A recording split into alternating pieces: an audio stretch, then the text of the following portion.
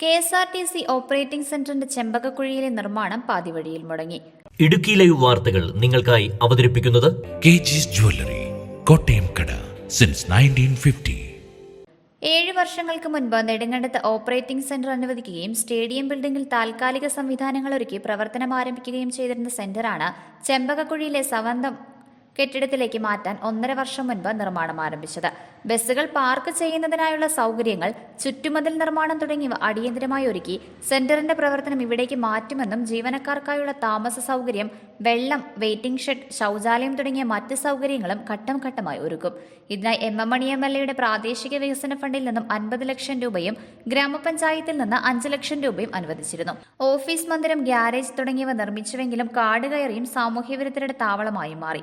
നിലവിൽ നെടുങ്കണ്ടം കായിക സ്റ്റേഡിയത്തോടനുബന്ധിച്ച് പഞ്ചായത്ത് വിട്ടു നൽകിയ കെട്ടിടത്തിലാണ് സെന്റർ പ്രവർത്തിക്കുന്നത്.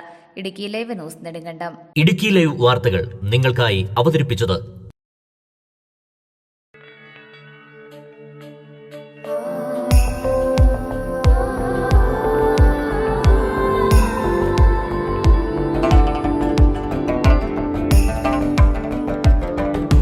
കണ്ണിൽ മിന്നും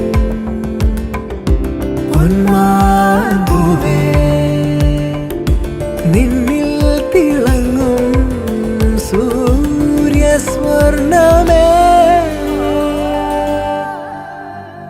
പ്രിയപ്പെട്ടവരുടെ സന്തോഷം പരിശുദ്ധമായ പൊന്നിലൂടെ.